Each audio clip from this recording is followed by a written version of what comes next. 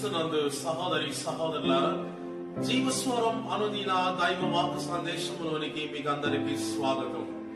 ఈ రోజు మనమందరము ధ్యానించుకునే అంశం హోసానా. మరి మనము కీర్తన గ్రంథంలో చూసినట్లయితే 118వ అధ్యాయము 5వ వచనం 25లో హోసానా అని అర్థం తెలియపరుస్తూ ఉంది.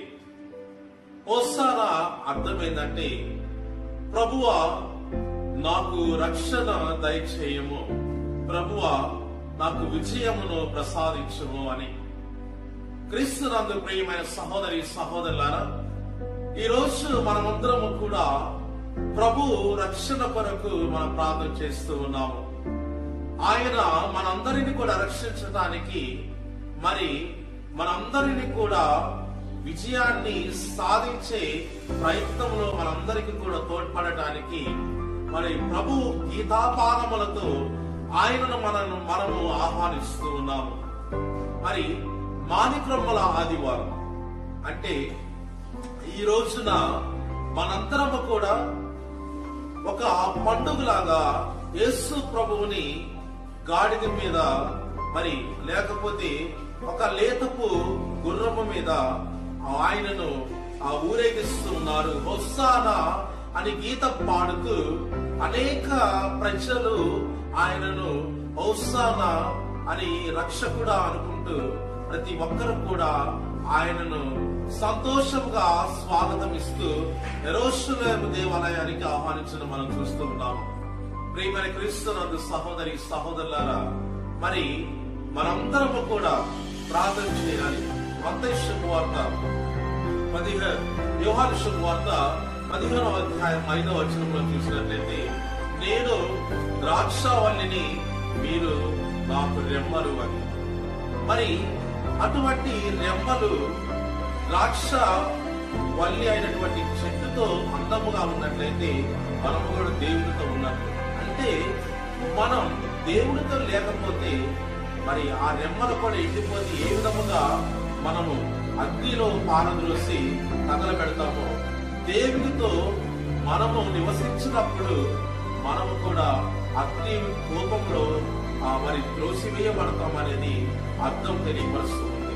అందుకని ప్రభు అంటున్నారనే ద్రాక్షవల్లిని మీరు రెమ్మలు అన్నప్పుడు మనము కూడా రక్షకుడు, ఆయన ఒక పరమోన్నతుడు, మరి మనందరిని కూడా కాపాడడానికి వచ్చినటువంటి దేవుడు, మనతో ఉండటానికి వచ్చినటువంటి కరుణామయుడు అని మనం తెలుసుకొని ఆయనతో సహవాసం చేయడానికి ప్రయత్నించాలి. మరి అప్పుడు దేవుడు నీకు హృదయములో ఆయన నివసించటం ప్రారంభిస్తూ ఉంటాడు. అప్పుడు మనమందరము కూడా ఒక అర్థం తీసుకొస్తూ ఉన్నాము. తండ్రి దేవుడితో నేను ఉన్నాను అంటే ఆయన అన్న మాటకు నేను ద్రాక్షావల్లిని, మీరు నాకు రెమ్మలు అని. అంటే ఆయన యొక్క హృదయంలో మనందరం కూడా సమానమే అని. ప్రియమైన క్రీస్తునందు సహోదరి సహోదరులారా, మరి చాలా మంది యూదులు కూడా దావీదు కుమార హోసానా అని గీతం పాడుకుంటూ అందరూ కూడా మరి యెరూషలేము దేవాలయంలోనికి వస్తూ ఉన్నారు. కాబట్టి మనము కూడా ఆ ఆలాప గీతములతో ఆయనను అభినందిస్తూ ఆయన చేసినటువంటి గొప్ప గొప్ప కార్యములు ప్రజలు సవి చూశారు. మరి ఎన్నెన్నో అద్భుతాలు దేవుడు ప్రజల ముందు చేశారు. కాబట్టి తండ్రి దేవుడి యొక్క మహిమను ఆయన గణపరిచారు. మనము కూడా హోసానా, మరి హోసానా జయము అనుకుంటా ప్రతి రోజు కూడా క్రీస్తు ప్రభుని పొగడడానికి ప్రయత్నించాలి. ఎందుకంటే ఆయన చేసినటువంటి గొప్ప కార్యములు చాలా అద్భుతకరమైనవి, ఆహ్లాదకరమైనవి.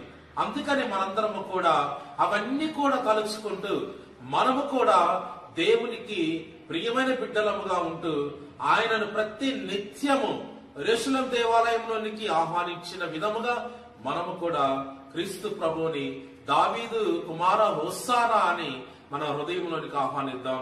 తప్పనిసరిగా మనందరము కూడా ఆయన యొక్క ప్రేమను తెలుసుకొని ఆయనలాగా మనం కూడా జీవించాలి అనే ఒక ఆలోచన మనలో కలుగుతుంది. క్రీస్తు ప్రభు ఒక రక్షకుడిగా, ఒక మరి లోక రక్షకుడిగా, ఒక కరుణామయుడిగా, ఒక దయామయుడిగా మనందరిని కూడా మరి రక్షించడానికి, మన మీద దయ చూపడానికి, మన పాపములన్నీ కూడా మన్నించి ఆయన యొక్క మరణం ద్వారా మనందరిని కూడా రక్షింపబడాలని ఆయన ఎన్నుకున్నటువంటిది శిలువ మార్గం. అది మనందరికీ కూడా తెలుసు. అలాంటి ఆయనకు మనం హోసానా గీతం అని పాడుకోవాలి. హోసానా నీకు జయము అని చెప్పి ప్రతి ఒక్కరి నోటి వెంట మరి రావాలి. కాబట్టి మనందరము సైతానును, శోధనను పక్కన పెట్టి దేవుని యొక్క కృపావరములు మనపై ఉండాలని ప్రార్థించేద్దాం. దేవుడు నిన్ను నన్ను హోసానా అనుకుంటూ మరి దీవించాలని ప్రార్థన చేద్దాం. పితా పుత్ర పవిత్రాత్మ నామమున ఆమేన్.